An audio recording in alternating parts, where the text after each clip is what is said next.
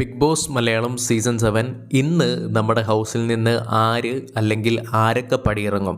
Specially എടുത്ത് പറയുകയാണെങ്കിൽ 7 പേരാണ് ഈ ആഴ്ചയിൽ നോമിനേഷനിൽ വന്നിട്ടുണ്ടായിരുന്നത്. അതിൽ നമ്മളെപ്പോഴും നമ്മുടെ നോമിനേഷൻ തന്നെ എപ്പോഴും കറക്റ്റ് ആക്കേണ്ട ഒരു കാര്യം തന്നെയാണ്. അതായത് എല്ലാ കണ്ടസ്റ്റൻസിനെയും ഉൾപ്പെടുത്താൻ ശ്രമിക്കേണ്ടത് ഓരോ കണ്ടസ്റ്റൻസിൻ്റെ ഉത്തരവാദിത്വം തന്നെയാണ്. അത് അവർക്കൊരു ഓപ്പൺ നോമിനേഷൻ പോലെ കൊടുത്തിട്ടും അവരതിലൊരു വീഴ്ച വരുത്തിയിട്ടുണ്ടായിരുന്നു. അനാവശ്യമായിട്ട് ചില മത്സരാർത്ഥികൾക്ക് 3-4 വോട്ടൊക്കെ വെച്ച് കിട്ടിയിട്ടുണ്ടായിരുന്നു. എന്തായാലും ഈ ആഴ്ച കൂടുതലും പുറത്താകാനുള്ള സാധ്യത നോക്കുവാണെങ്കിൽ എന്തായാലും ടിക്കറ്റ് ടു ഫിനാലെ നല്ല രീതിയിൽ തന്നെ കളിച്ചുകൊണ്ട് ആ ഒരു പ്രകടനത്തിൻ്റെ അടിസ്ഥാനത്തിൽ നൂറയ്ക്ക് എന്തായാലും വോട്ട് വീഴും. അതേപോലെ തന്നെ അവരുടെ ഒരു കമ്മ്യൂണിറ്റി സപ്പോർട്ടും എന്തായാലും ഉണ്ടാകും.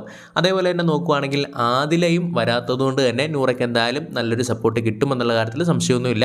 ഇനി അതല്ല, ആദിലയും നൂറയും ഉണ്ടായിരുന്നെങ്കിൽ അവർക്ക് നല്ല രീതിയിൽ തന്നെ ഒരു ഡേഞ്ചർ സോണിൽ പോയിരുന്നേനെ. അത് ഹൗസിലുള്ള കണ്ടസ്റ്റൻസ് കാണിച്ചിട്ടുള്ള ഒരു വലിയൊരു മണ്ടത്തരമാണ് എന്ന് അവർ തന്നെ പറഞ്ഞിട്ടുണ്ടായിരുന്നു. പിന്നീട് നോക്കുവാണെങ്കിൽ സാബുമാനാണ്. സാബുമാന് വോട്ട് കിട്ടുന്നത് ബാക്കിയുള്ള കണ്ടസ്റ്റൻസിൻ്റെ ഹെയ്റ്റ് ആണ്. സത്യം പറഞ്ഞാൽ സാബുമാന് വോട്ടായിട്ട് കിട്ടിക്കൊണ്ടിരിക്കുന്നത്. അതുകൊണ്ട് തന്നെ സാബുമാനും പുറത്താകാനുള്ള സാധ്യത കുറവാണ്.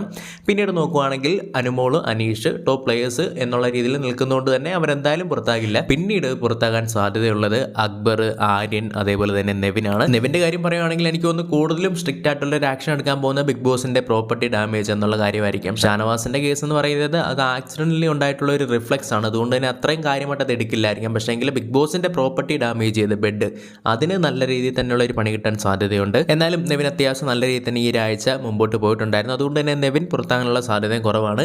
പിന്നീടുള്ള 2 കണ്ടസ്റ്റൻസ്, ഒന്ന് അക്ബറും അതേപോലെ തന്നെ ആര്യനുമാണ്. ഇവർ രണ്ടുപേരുമാണ് പുറത്താകാൻ കൂടുതൽ സാധ്യതയായിട്ട് കാണുന്നത്. ഇവർ നല്ല പ്ലേയേഴ്സ് ആയിരുന്നു. അക്ബർ നല്ല രീതിയിൽ കളിച്ചുകൊണ്ടിരുന്ന ആളായിരുന്നു. പക്ഷേങ്കിൽ 2 ആഴ്ചയൊക്കെ നോക്കുകയാണെങ്കിൽ വളരെ വീക്കായിട്ട് തന്നെയായിരുന്നു പൊയ്ക്കൊണ്ടിരുന്നത്.